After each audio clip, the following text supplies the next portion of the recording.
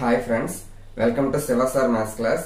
మనము డిఎస్సికి సంబంధించి టాపిక్ వైజ్ గా డిస్కషన్ చేస్తున్నాం కదా. అందులో భాగంగా మనం ఆల్రెడీ అర్థమెటిక్ లో శాతాలు పర్సంటేజ్ కి సంబంధించి ఒక పార్ట్ అనేది అప్లోడ్ చేయడం అనేది జరిగింది. అందులో చాలా మోడల్స్ శాతాలకు సంబంధించి డిస్కషన్ చేసాము. ఇప్పుడు ఈ శాతాలకు సంబంధించి పార్ట్ 2 లో మిగిలిన ఎన్ని మోడల్స్ అయితే ఉన్నాయో అన్ని రకాల మోడల్స్ ఇందులో మనం కవర్ చేస్తూ ఈ శాతాలు అనే సబ్ టాపిక్ మనం కంప్లీట్ చేద్దాం.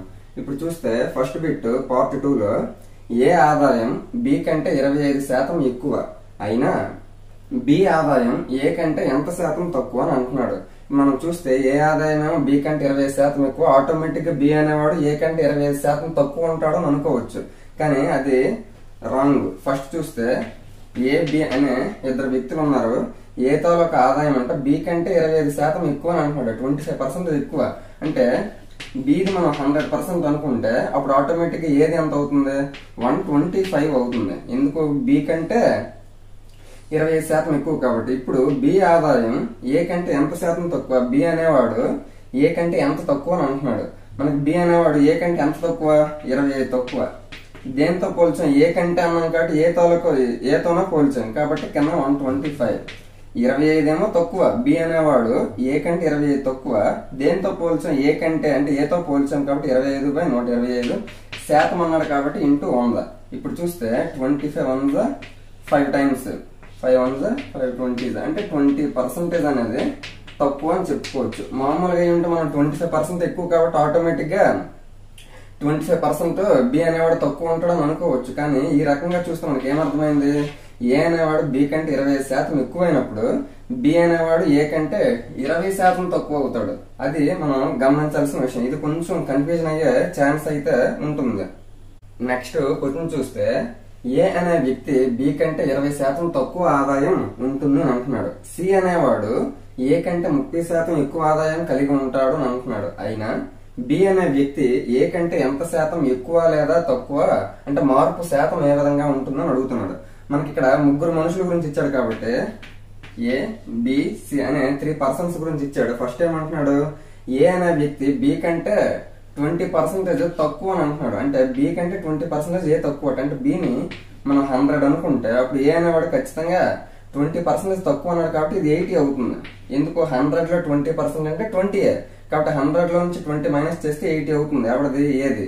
ఇంకా ఏం కండిషన్ ఇచ్చాడు? సి అనేవాడు అంటే థర్డ్ పర్సన్ ఏ కంటే 30% ఎక్కువ. ఏ అంత 80, దాని మీద 30% ఎక్కువ అని అంటున్నాడు. మనకి టోటల్ గా 10% అంటే 8 అవుతుంది. మనకి 30% అనేది సి ఎక్కువ ఏ కంటే. కాబట్టి 10% 8, 20% 16, 8 2 30%, 8 3 24 అంటే ఏ కంటే సి అనేవాడు 30% ఎక్కువ అన్నాడు కాబట్టి ఆ 24 80కి మనం ప్లస్ చేయాలి. అప్పుడు ఏమవుతుంది? 80కి 24 ప్లస్ చేస్తే 104 అవుతుంది. ఎందుకు? కావాలంటే చూడండి. 80కి మనకి బి అనేవాడు సి అనేవాడు ఏ కంటే 30% ఎక్కువ. సి అనేవాడు ఏ కంటే 30% ఎక్కువ కాబట్టి మనం ఏం చెయ్యాలి?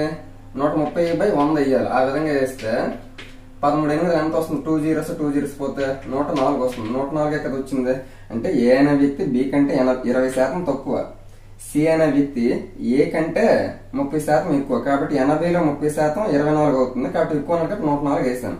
ఇప్పుడు ఏది బిది సిది మనకి క్లియర్ గా ఎవడది ఎంత అనేది మనకు అర్థమైపోయింది. ఇప్పుడు క్వశ్చన్ ఏమంటున్నాడు? అయినా బి అనే వ్యక్తి ఏ కంటే ఎంత శాతం బి అనే వ్యక్తి ఏ కంటే ఎంత శాతం ఎక్కువ లేదా తక్కువ అని అంటున్నాడు. బి అనే వ్యక్తి ఏ కంటే ఎంత శాతం ఎక్కువ లేదా తక్కువ. మనకి అసలు ఇక్కడ థర్డ్ పర్సన్ అనేది సి ఇచ్చాడు కానీ ఇక్కడ మనకు అది సంబంధం లేదు. ఎందుకంటే బి అనే వ్యక్తి ఏ కంటే ఎంత శాతం ఎక్కువ అని అన్నాడు. కాబట్టి మనం చూస్తే బి అనే వ్యక్తి ఏ కంటే ఎంత ఎక్కువ? 20. బి అనే వ్యక్తి ఏ కంటే 20 ఎక్కువ. దేంతో పోల్చాము? ఏ కంటే అంటే ఏతో పోల్చాము కాబట్టి 80 ఇంటూ 100 ఇలా చేస్తే 21 24 4 1 425 అంటే ఏమొచ్చింది? 25% బి అనే వ్యక్తి ఏ కంటే ఎక్కువగా చెప్పుకోవచ్చు. ఒక్కొక్కసారి క్వశ్చన్ ఏం అడుగుతాడు అంటే ఇదే విధంగా ఫార్ములా ఇచ్చేసి అంటే మనం కనుక్కొని సి అనే వ్యక్తి బి కంటే ఎంత ఎక్కువ అని అంటాడు. ఇప్పుడు సి అనే వ్యక్తి బి కంటే ఎంత ఎక్కువ? బి అనేవాడు 100 కాబట్టి 100 కంటే 4 ఎక్కువ. కాబట్టి 100తో పోలిస్తే 4 ఎక్కువ కాబట్టి 4/బి కంటే బితో పోల్చాం కాబట్టి కింద 100 ఇంటూ పర్సంటేజ్ కాబట్టి 100. అప్పుడు 100 క్యాన్సిల్ అయితే ఏమొస్తుంది? 4% వస్తుంది. అంటే సి అనే వ్యక్తి బి కంటే 4% ఎక్కువ, బి అనే వ్యక్తి ఏ కంటే 25% ఎక్కువ. ఆ విధంగా మనం చూసుకోవాలి. ఇది ఒక రకమైన ముగ్గురు వ్యక్తులకు సంబంధించి అడిగేటప్పుడు ఈ విధంగా ఉంటుంది. ఫస్ట్ ఎవరో ఒకరిని మనము వాడు ఇచ్చిన క్వశ్చన్ ప్రకారంగా ఎవరినో ఒకరు ముందు 100 అనుకుంటే దాని ప్రకారంగా మిగిలిన ఇద్దరు తాలూకా వాల్యూస్ మనం కనుక్కుంటే వాడు ఏమడిగాడో దాని ప్రకారంగా ఈజీగా చేయొచ్చు. నెక్స్ట్ క్వశ్చన్ చూస్తే ఇది ఒక ఇంపార్టెంట్ మోడల్ గా మనం చెప్పుకోవచ్చు. ఒక వ్యక్తి తన ఆదాయంలో 60% ఖర్చు చేస్తాడు. ఆదాయం 15% పెంచిన తర్వాత ఖర్చు కూడా 15% పెంచిన పొదుపులో సేవింగ్ లో వచ్చిన మార్పు శాతం ఏమిటి అని అంటున్నాడు. మనం ఇటువంటి క్వశ్చన్ ని శాతాల్లో మనకు అడుగుతున్నాడు కాబట్టి మనం ఫస్ట్ చూస్తే ఆదాయంలో 60% ఖర్చు చేశాడు అని అంటున్నాడు. అంటే టోటల్ గా 60% అంటే అర్థం అంటే 60/100 అంటే 23/25 అంటే 3/5. అంటే టోటల్ గా ఇన్కమ్ అంటే ఆదాయము 5 రూపాయలు అయినప్పుడు అందులో 3 రూపాయలు ఖర్చు చేస్తున్నాడని అర్థమైంది. మరి మిగిలిన 2 రూపాయలు ఏమవుతుంది? ఖచ్చితంగా ఏమవుతుందంటే ఇన్కమ్, ఇది సేవింగ్ అవుతుంది, పొదుపు అవుతుంది. దాని ప్రకారం మనం చూస్తే ఇన్కమ్ ఈజ్ ఈక్వల్ టు మనం ఏంటి ఎక్స్పెండిచర్, ఇన్కమ్ ఎక్స్పెండిచర్ సేవింగ్. ఈ విధంగా మనం వేసుకుంటే ఫస్ట్ ఇన్కమ్ అంతా టోటల్ గా 5, కానీ ఇక్కడ మనం 5 వేయకుండా 5 వేసామంటే పాయింట్స్ లో మనకు వచ్చేస్తుంది. ఇటువంటి క్వశ్చన్స్ అన్నింటిలో కూడా మనం ఏం చేయాలి అంటే 100 తో పోల్చుకుంటే చాలా ఈజీగా ఉంటది. మార్పు శాతం అడిగాడు, శాతాల్లో మనం 100 తో పోల్చుకుంటే ఈజీగా ఉంటది. కాబట్టి ఇన్కమ్ మనం 5 వచ్చింది కాబట్టి 500 అనుకున్నాం అనుకోండి. ఆటోమేటిక్ గా ఖర్చు ఎంత చేశాడు? ప్రతి 5 రూపాయలు 3 రూపాయలు ఖర్చు చేశాడు కాబట్టి ఇక్కడ 500 అనుకున్నాం కాబట్టి 300 ఖర్చు చేస్తాడు అని అర్థమైంది. మరి 500 300 ఎక్స్పెండిచర్ ఖర్చు చేస్తాడు అంటే సేవింగ్ ఎంత అవుతుంది? 500 300 పోయిందంటే మిగిలిన 200 కూడా సేవింగ్ అవుతుంది. అక్కడ వరకు ఇన్ఫర్మేషన్ అర్థమైంది. ఇప్పుడు ఏమంటున్నాడు? ఆదాయం 15% పెంచిన, ఇక్కడ ఇన్కమ్ 15% పెంచాడు అని అంటున్నాడు. ఇంతకు ముందు 5 ఉన్నది అనుకోండి, 5 లో 15% కనుక్కుంటే పాయింట్స్ లో వచ్చేస్తుంది. అందుకని మనం 100s తో పోల్చుకుంటే చాలా ఈజీగా ఉంటుంది. 50% పెంచినని అన్నాడు అంటే 500 లో 15% మనం యాడ్ చేయాలి. 500 లో 10% అంటే 50, 5% అంటే 25. టోటల్ గా 15% అంటే 50 + 25 75 అవుతుంది. అప్పుడు టోటల్ గా ఎంత అవుతుంది?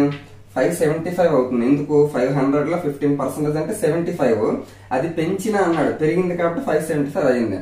తర్వాత ఖర్చు కూడా 15% పెంచిన, ఎక్స్పెండిచర్ 300, దాని మీద 15% పెరిగిందని అంటున్నాడు. ఆదాయం ఎప్పుడైతే పెరిగిందో ఖర్చు కూడా పెరిగింది. ఎంత అంటున్నాడు? 15%. ఇంతకు ముందు 300 ఉండేది, ఇందులో 15% అంటే మనకి 10% అంటే 30 అవుతుంది. మళ్ళీ 5% అంటే 15 అవుతుంది. మొత్తం 30 15 ఎంత అవుతుంది? 45 అవుతుంది. అంటే 300లో 15% 45. మరి అది కూడా పెరిగింది కాబట్టి 345 అవుతుంది. ఆ విధంగా చూసుకుంటే ఇప్పుడు 575 రూపాయల్లో 345 ఖర్చు అయిపోయింది. ఇంక మిగిలిన ఎంత ఉంటుంది? 230 రూపాయలు మనకి ఏమవుతుందంటే సేవింగ్ అవుతుంది. ఎందుకు? 575 రూపాయలు ఇన్కమ్ లో ఎక్స్పెండిచర్ 345 చేస్తామంటే మిగిలింది ఎంత అయితే ఉంటుందో అదే కదా మనకు సేవింగ్ అవుతుంది. ఆ విధంగా ఇన్కమ్, ఎక్స్పెండిచర్, సేవింగ్, ఈ విధంగా మనం ఇది ఫార్మింగ్ చేసుకుంటే చాలా ఈజీగా చేయొచ్చు. ఇప్పుడు ఏమంటున్నాడు? పొదుపులో సేవింగ్ లో మార్పు శాతం అంతా అంటున్నాడు. ఇంతకు ముందు 200 సేవ్ చేసేవాడు, ఇప్పుడేమో 230 సేవ్ చేస్తున్నాడు. అంటే ఎంత పెరిగింది? 30 రూపీస్ పెరిగింది. దేని మీద పెరిగింది? మనకి ఇంతకు ముందున్న 200 మీద పెరిగింది.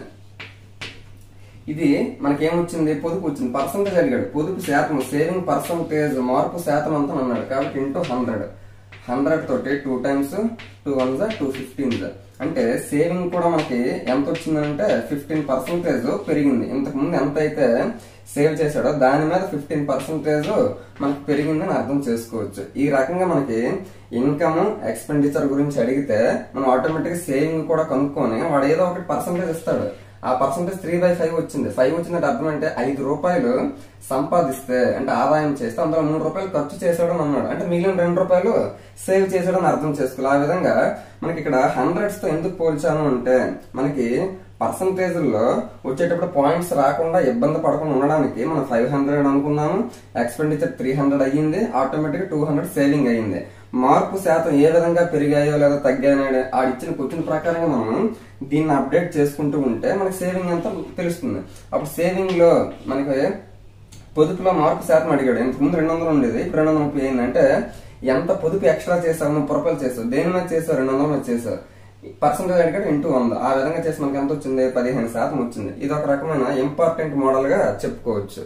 నెక్స్ట్ క్వశ్చన్ చూస్తే ఒక వ్యక్తి తన ఆదాయంలో 75% ఖర్చు చేస్తాడు. ఆదాయం 20% పెంచినా, ఖర్చు కూడా 10% పెంచినా పొదుపులో మార్పు శాతం అంతా అంటున్నాడు. ఇంతకు ముందు లాంటి మోడలే మనం ప్రతి మోడల్ డిస్కషన్ చేస్తున్నాము. అలాగే ప్రతి మోడల్లో కూడా ఖచ్చితంగా 2 బిట్లు అనేవి ఇవ్వడం అనేది జరుగుతుంది. ఇది ఇంతకు ముందు ఇటువంటి మోడల్ చెప్పాము. ఇప్పుడు సెకండ్ చూస్తే మనకి ఆదాయంలో 75% ఖర్చు చేస్తాను అంటున్నాడు. 75% ఖర్చు చేస్తానంటే అర్థం అంటే 75/100 అంటే ప్రతి 100 రూపాయలు 75 రూపాయలు ఖర్చు పెట్టేస్తున్నాడు. అంటే 25 3 25 4 అంటే 3/4 అంటే ప్రతి 4 రూపాయలు సంపాదిస్తే అందులో 3 రూపాయలు ఖర్చు చేసేస్తున్నాడు. ఖర్చు చేసేస్తున్నాం అంటే సేవింగ్ ఎంత అవుతుంది? ఖచ్చితంగా 1 రూపాయి మిగులుతుంది. ఇప్పుడు దాని ప్రకారం చూస్తే ఇన్కమ్, ఎక్స్పెండిచర్, సేవింగ్. ఇన్కమ్ ఆదాయం ఎంత? 4 రూపాయలు కాబట్టి మనకి పాయింట్స్ లో వచ్చేస్తుంది. పర్సంటేజ్ పెరిగాయంటే కాబట్టి 4 అంటే ఇంతకు ముందు చెప్పినేమనుకోవాలి 400 అనుకుంటే ఈజీగా ఉంటది. ఎక్స్పెండిచర్ ప్రతి 4 రూపాయల్లో 3 రూపాయలు ఖర్చు అయిపోతుంది అంటున్నాం కదా, అంటే 400లో 300 ఖర్చు అయిపోతుంది. 400లో 300 ఖర్చు అయిపోతుంది అంటే ఎంత మిగులుతుంది? సేవింగ్ 100 రూపాయలు మిగులుతుంది. ఇప్పుడు ఏమన్నాడు చూడండి, ఆదాయం 20% పెంచిన 20% పెంచాలని అంటున్నాడు. మనకి 10% అయినప్పుడు చివరి 0 పోయి 40 అవుతుంది. మనకి 20% అయినప్పుడు 40 80 అవుతుంది. అంటే 400కి 20% అంటే 80. ఆ 80 యాడ్ చేయాలి, 480 అవుతుంది. పెంచిన అన్నాడు కాబట్టి పెరిగింది. ఖర్చు కూడా 10% పెంచిన, ఖర్చు ఎక్స్పెండిచర్ 300 ఉంది, దాని మీద 10% పెంచాడట. 10% అంటే ఎంత? 30. కాబట్టి ఇంతకు ముందు 300 ఉండేది, ఇప్పుడు ఎంత అవుతుంది? 330 అవుతుంది. ఎందుకు? 10% అంటే 30. ఆ 30 ఏమో ఈ ఎక్స్పెండిచర్ యాడ్ చేయాలి, అప్పుడు 330 అవుతుంది. పొదుపులో మార్పు శాతం అంతా ఇప్పుడు కరెక్ట్ గా చూస్తే 480 రూపాయలు ఇన్కమ్ అయినప్పుడు ఎక్స్పెండిచర్ 330 అయినప్పుడు దీంట్లో నుంచి దీన్ని మైనస్ చేసాం అనుకోండి, సేవింగ్ అంతా మనకు తెలుస్తుంది. 480 నుంచి 330 తీస్తే ఎంత అవుతుంది? మనకి 150 అవుతుంది. ఇప్పుడు పొదుపులో మార్పు శాతం సేవింగ్ లో మనకి ఎంత పర్సంటేజ్ మార్పు వచ్చింది అంటున్నాడు. కరెక్ట్ గా చూస్తే ఇంతకు ముందు 100 రూపీస్ ఉండేది, ఇప్పుడు ఎంత అయింది? 150 అయింది. అంటే 50 అనేది పెరిగింది. దేని మీద పెరిగింది? 100 మీద పెరిగింది. ముందు 100 మీద ఇప్పుడు పెరిగింది కాబట్టి 100తో పోల్చుకోవాలి. ఇంటూ పర్సంటేజ్ అన్నాడు కాబట్టి ఇంటూ 100. పర్సంటేజ్ ఇక్కడ మనకు అడిగాడు కాబట్టి 100 క్యాన్సిల్ అయితే మనకి ఎంత అవుతుంది? 50% మనకి పొదుపులో పెరుగుదల వచ్చిందని అర్థం చేసుకోవచ్చు. ఇంతకుముందు 100 రూపాయలు ఉండేది, ఇప్పుడేమో 150 అయ్యింది. అంటే దాని అర్థం అంటే 50% పొదుపు పెరిగిందని అర్థం చేసుకోవచ్చు. ఇది మనకి ఈ మోడల్ కి సంబంధించి వెరీ వెరీ ఇంపార్టెంట్ గా చెప్పుకోవాల్సిన 2 క్వశ్చన్లు కూడా డిస్కషన్ అనేది చేయడం జరిగింది. నెక్స్ట్ క్వశ్చన్ చూస్తే ఇది ఒక రకమైన మోడల్ చెప్పుకోవచ్చు. ఒక దీర్ఘచతురస్రం పొడవు 20% పెంచి వెడల్పు 25% తగ్గించిన వైశాల్యంలో మార్పు శాతం ఎంత అని అంటున్నాడు. మనకి ఈ విధంగా ఒక చిత్రస్త్రం గానీ, దీర్ఘచతురస్రం గానీ, లేకపోతే వృత్తం గానీ ఏదైనా కూడా పొడవు 20% పెరిగి వెడల్పు 20% తగ్గిన ఆ విధంగా అడిగితే మనం అన్నింటికి కూడా గుర్తు పెట్టుకోవాల్సిన ఒకే ఒక ఫార్ములా ఏంటంటే x + y + xy/100. ఇది మనం గుర్తు పెట్టుకుంటే చాలా రకాల క్వశ్చన్లకు ఆన్సర్ మనం చేయొచ్చు.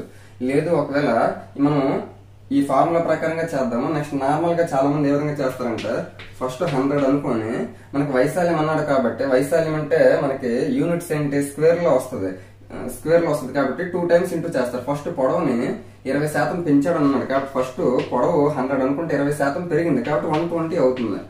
ఇంటూ వెడల్పు 100 అనుకుంటే వెడల్పు 20% తగ్గింది అన్నాడు కాబట్టి 75 అవుతుంది. ఈ విధంగా మనం క్యాలిక్యులేషన్ చేసిన ఫైనల్ గా వచ్చే వైశాల్యంలో మార్పు రేట్ అంతా తెలుస్తుంది.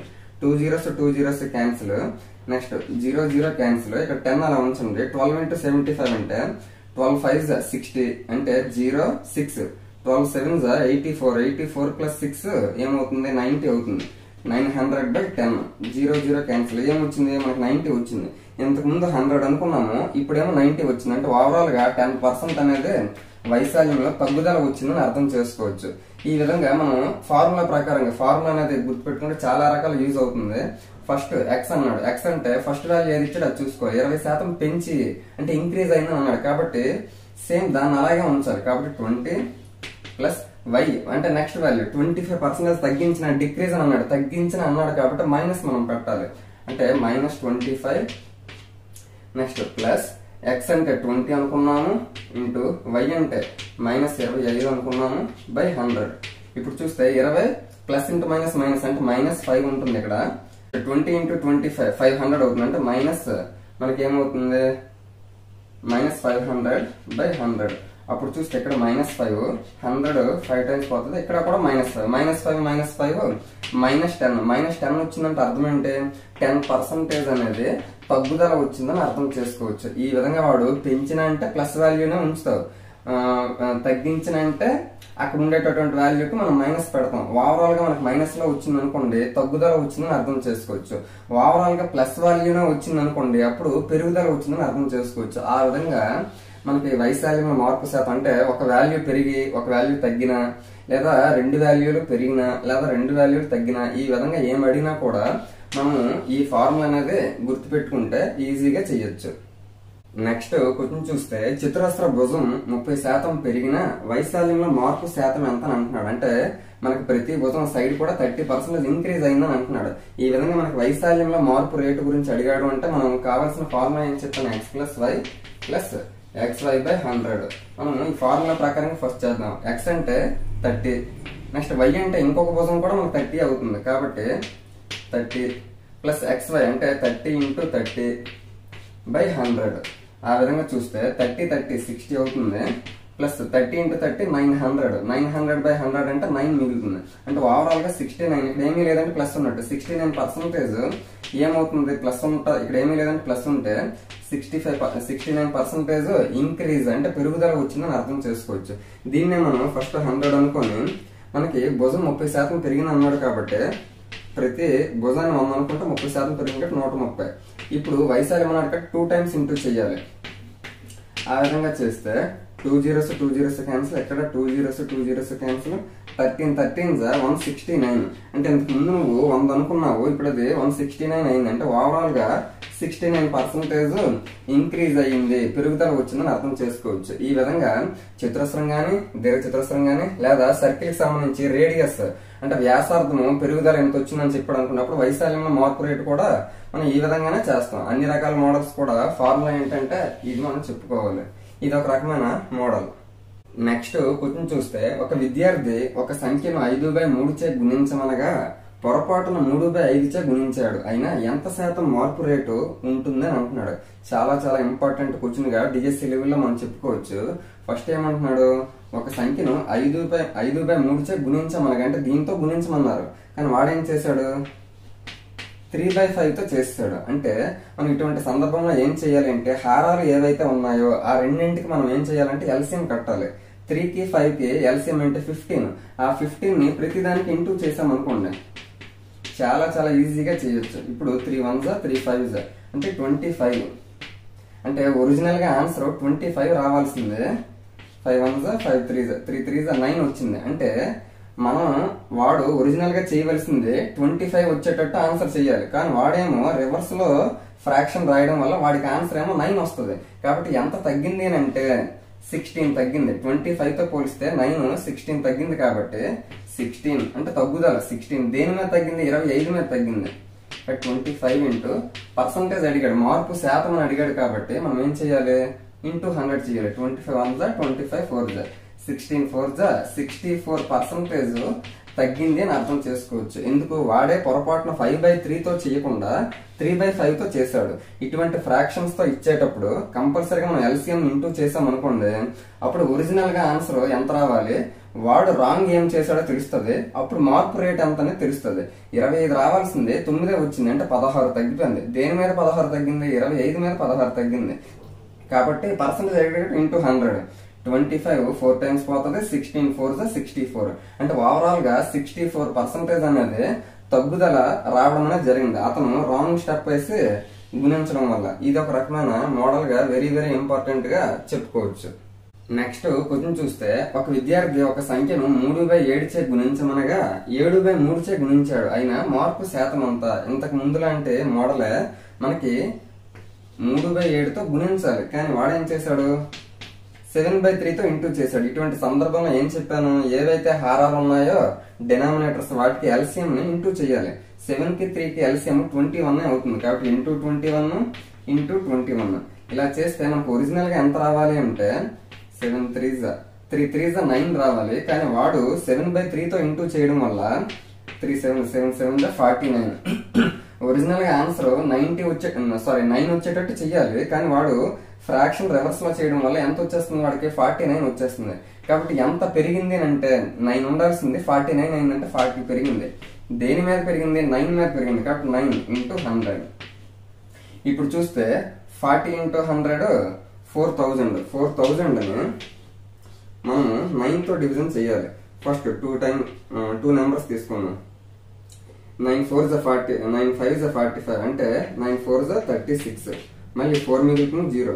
9 4s 36. మళ్ళీ 4 మిగులుతుంది 0. 9 4s 36. ఇప్పుడు చూస్తే 4.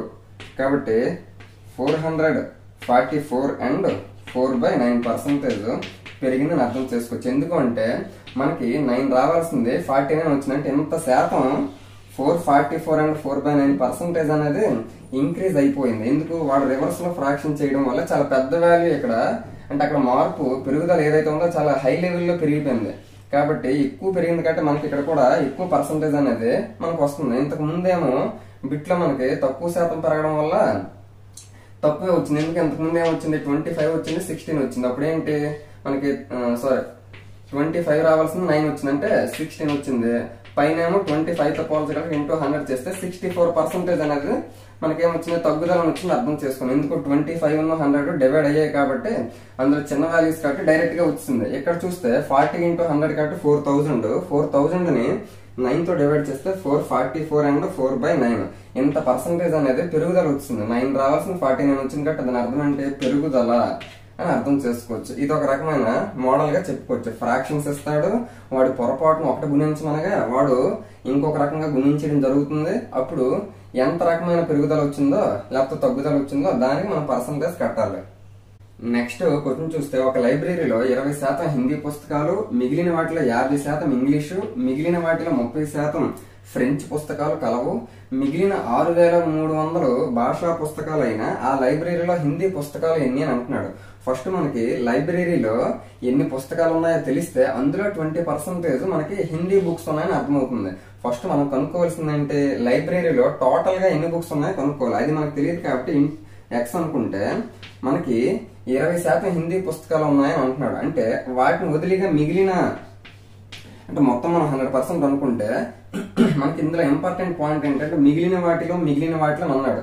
ఆ విధంగా మిగిలిన వాటిలో అన్నాడు అంటే మనకి మొత్తం పుస్తకాలు ఎక్స్ అనుకుంటే ఆ ఎక్స్ ని మనం 100% అనుకుంటే అందులో 20% హిందీ, అంటే మిగిలిన భాషకు సంబంధించిన అంటే 80%, అంటే ఇందులో నుంచి హిందీ బయట తీస్తాం. అంటే మనకి ఏంటన్నాడు? మిగిలిన 6300 అన్నాడు. అంటే టోటల్ గా అన్ని మనం హిందీ పుస్తకాలు, నెక్స్ట్ ఇంగ్లీషు, నెక్స్ట్ ఫ్రెంచ్ ఇవన్నీ తీసిగా మిగిలిన 6300 భాషా పుస్తకాలు లాంగ్వేజ్ అని అంటున్నాడు. అంటే మనం అన్ని కూడా తీసిగా లాస్ట్ కి మిగిలిన దానికి సమానం చేద్దాం. ఆ విధంగా చేస్తే మనకి టోటల్ గా ఎక్స్ అనుకుంటే అందులో 100% లో 20% హిందీ కాబట్టి మిగిలినవన్నీ 80% అవుతాయి.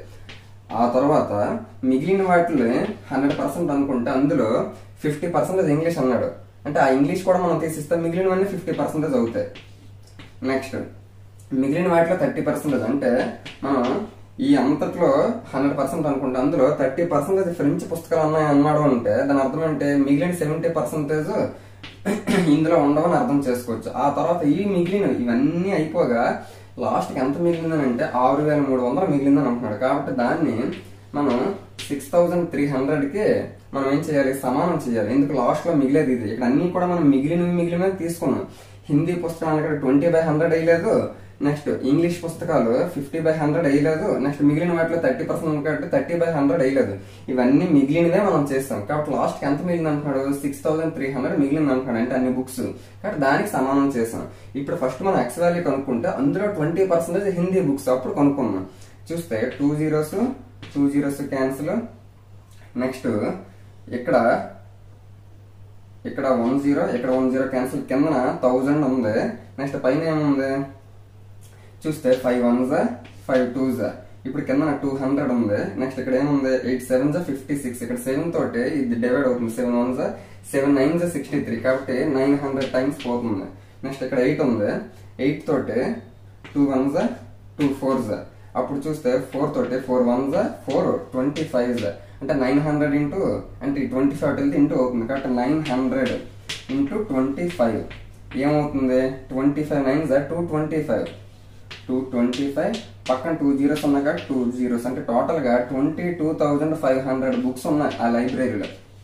22,500 బుక్స్ లైబ్రరీలో ఉన్నాయి. మనకు కావాల్సింది ఏంటి? హిందీ పుస్తకాలు ఎన్ని అన్నాడు. అంటే ఆ లైబ్రరీలో 20% హిందీ బుక్స్ ఉన్నాయని అంటున్నాడు. మనకి టోటల్ బుక్స్ ఎంత 22,500 బుక్స్. ఇందులో 20% హిందీ. 10% అంటే లాస్ట్ 0 వదిలేసి 10% ఎంత 2250 10%. మనకి 20% కాదు, ఇంకొక 2250. ఇది మనకి ఏంటంటే హిందీ బుక్స్ వస్తాయి. 055 10 0 1 5 4 4500 మనకి ఏమవుతాయంటే హిందీ బుక్స్ అవుతాయి. ఈ హిందీ బుక్స్ ఎలా కనిపెట్టామంటే టోటల్ గా ముందు లైబ్రరీ బుక్స్ ఎన్నో కనుక్కున్నాం. అందులో 20% 10% అంటే 2250 అవుతుంది.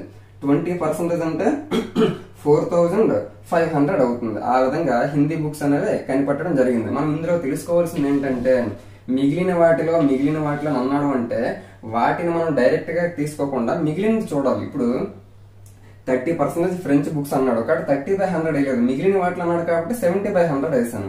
20% హిందీ బుక్స్ అన్నాడు కాబట్టి 20/100 వేయకుండా 80/100 వేసాను.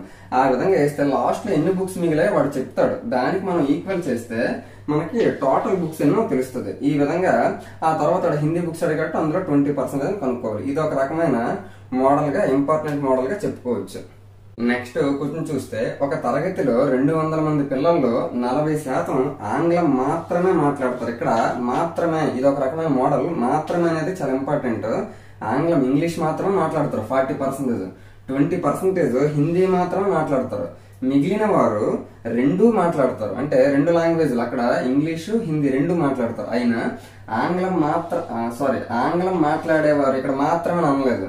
ఆంగ్లం మాట్లాడేవారు ఎంతమంది అంటున్నాడు. ఇటువంటి దాన్ని మనం వెన్ డయాగ్రామ్స్ అంటారు కదా, దాని ప్రకారంగా చేస్తే చాలా ఈజీగా చేయొచ్చు. ఫస్ట్ బాక్స్ మనకి ఇంగ్లీష్ కి సంబంధించి ఆంగ్లం అనుకుంటే, సెకండ్ హిందీకి సంబంధించి అనుకుంటే, ఈ ఇంటర్సెక్షన్ అంటే అర్థం అంటే రెండు మాట్లాడేవారు అని అర్థం చేసుకోవాలి. కేవలం మనకి 200 మందిలో మొత్తం 100% అనుకుంటే పిల్లల్లో 40% ఆంగ్లం మాత్రమే మాట్లాడతారు. అంటే కేవలం ఇంగ్లీష్ మాత్రం మాట్లాడేవారు 40%. నెక్స్ట్ 20% హిందీ మాత్రం మాట్లాడతారు. అంటే ఓన్లీ హిందీ మాత్రం 20% మాట్లాడతారు అని అంటున్నాడు. టోటల్ గా 100% అనుకుంటే అందులో 40-20 అంటే 60 అయిపోయింది.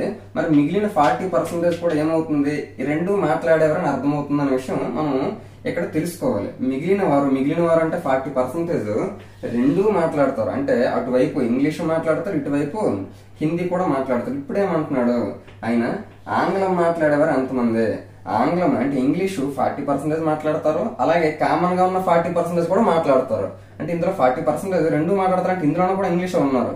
ఆల్రెడీ 40% కేవలం ఇంగ్లీష్ మాట్లాడతారు, వాళ్ళు కూడా ఇంగ్లీష్ లో ఉన్నారు. అంటే టోటల్ గా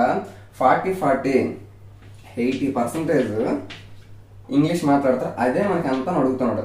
టోటల్ గా 100% ఎంతమంది విద్యార్థులందరూ కలిపితే 200 మంది. 100% 200 అయినప్పుడు 80% ఎంత అవుతుంది ఇంగ్లీష్ మాట్లాడే వాళ్ళు. 100 into 2 చేస్తే 200 వస్తుంది. 80 into 2 చేస్తే 60 వస్తుంది. 160 వస్తుంది. అంటే 160 మెంబర్స్ ఏం చేస్తారు, ఇంగ్లీష్ మాట్లాడతారు. మనకి ఇక్కడ ఇంగ్లీష్ అంటే ఆంగ్లం మాత్రమే మాట్లాడేవారు అన్నారు అనుకోండి 40% కనుక్కోవాలి. హిందీ మాత్రమే మాట్లాడేవారు అన్నారు అనుకోండి 20% కనుక్కోవాలి. మనకి రెండు మాట్లాడే వాళ్ళు ఎంతమంది అన్నారు అనుకోండి 40% కనుక్కోవాలి. ఇంగ్లీష్ మాట్లాడేవారు అంటే ఇంగ్లీష్ మాత్రమే మాట్లాడేవారు అని అనకుండా ఇంగ్లీష్ మాట్లాడేవారు అన్నారు అనుకోండి, అంటే ఇంగ్లీష్ మాత్రమే మాట్లాడేవాళ్ళు ఇంగ్లీష్ లో ఉంటారు. అలాగే ఇంగ్లీష్ హిందీ రెండు మాట్లాడే వాళ్ళు కూడా ఇంగ్లీష్ వాళ్ళు ఉంటారు. అంటే టోటల్ గా అప్పుడు ఎంత అవుతుంది, 80% అవుతుంది.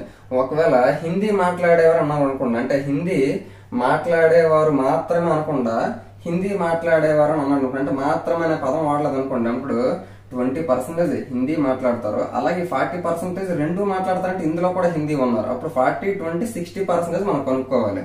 టోటల్ గా 100% ఎంతమంది స్టూడెంట్స్ అంటున్నారు, 200 అంటున్నాడు. మనకి ఇంగ్లీష్ మాట్లాడేవారు అన్నట్టు కాబట్టి 40, 80% మనం కనుక్కోవాలి. ఇంగ్లీష్ మాత్రమే మాట్లాడేవారు అంటే 40% కనుక్కోవాలి. హిందీ మాత్రమే మాట్లాడేవారంటే 20% కనుక్కోవాలి.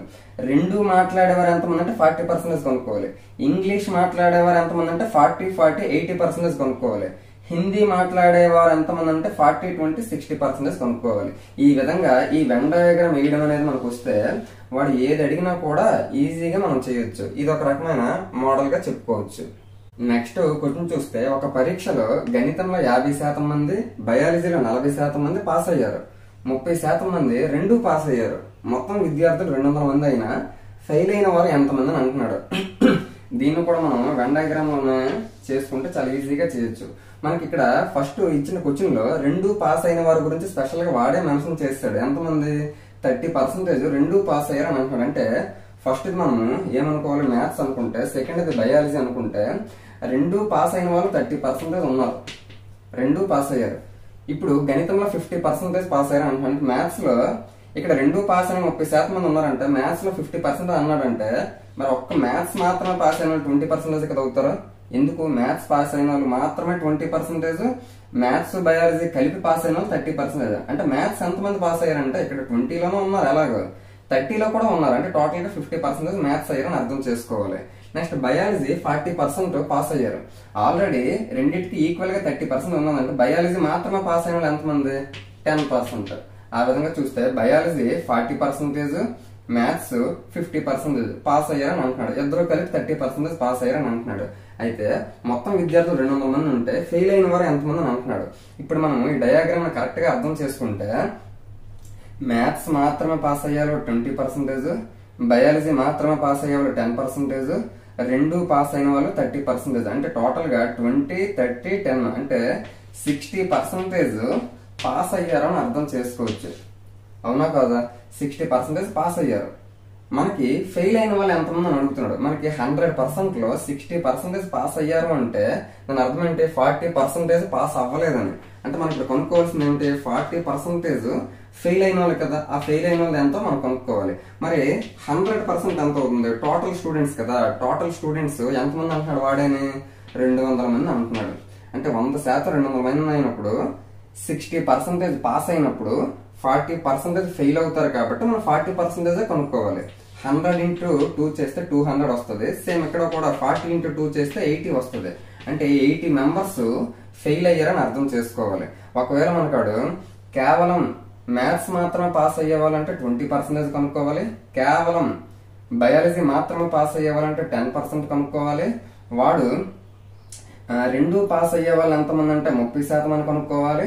ఆడు ఫెయిల్ అయిన వాళ్ళు మొత్తం అడిగాడు కాబట్టి ఇది మొత్తం పాస్ అయిన వాళ్ళకి సంబంధించింది కాబట్టి ఆ పాస్ అయిన వాళ్ళు 100లో నుంచి పాస్ అయిన 60% మైనస్ చేస్తే మనకు కావాల్సినటువంటి 40% ఫెయిల్ అయిన వాళ్ళ గురించి మనం కనుక్కుంటామని అర్థం చేసుకోవాలి. ఈ విధంగా వాడు ఏ రకమైనది అడిగినా కూడా డయాగ్రామ్ వేయడం అనేది మనకు వస్తే ఇటువంటి క్వశ్చన్ ఏదైనా కూడా ఈజీగా చేయొచ్చు.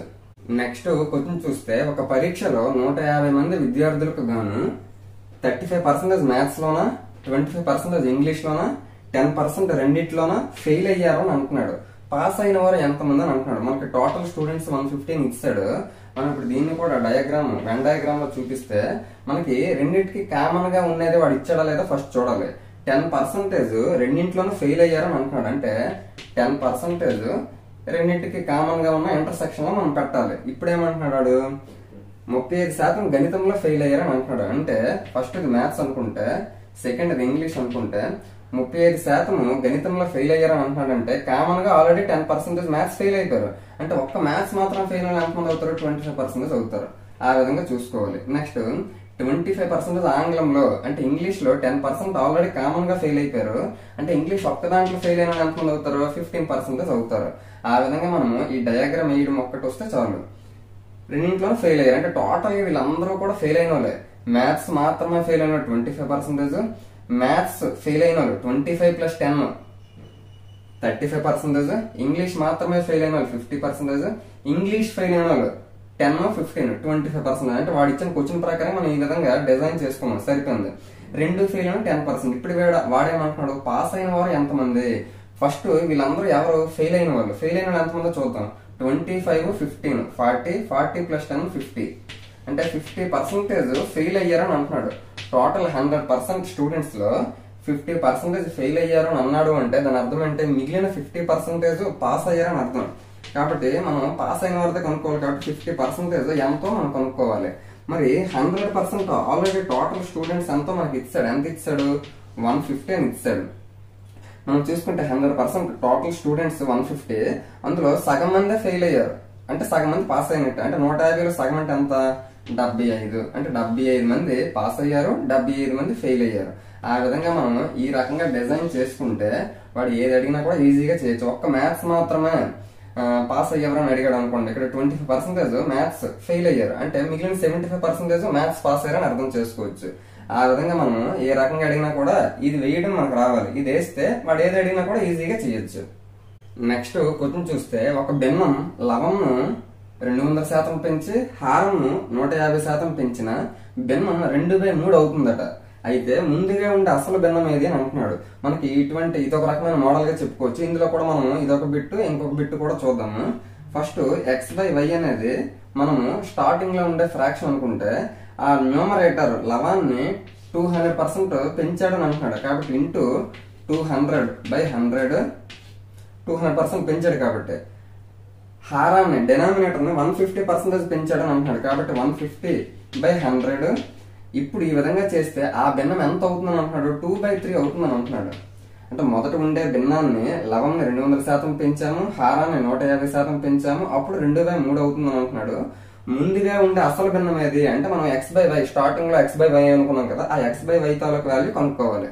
100 క్యాన్సిల్ అవుతుంది. ఇప్పుడు చూస్తే 53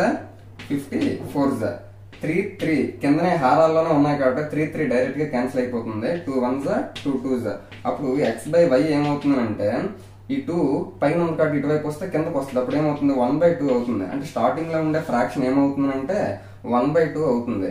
ఈ విధంగా మనకి లవంని కొంత పెంచి లేదా తగ్గించి, లేకపోతే హారాన్ని కొంత పెంచి లేదా తగ్గించి, ఆ విధంగా ఏదో ఒక భిన్నానికి సమానం చేసి వాడు అడుగుతాడు.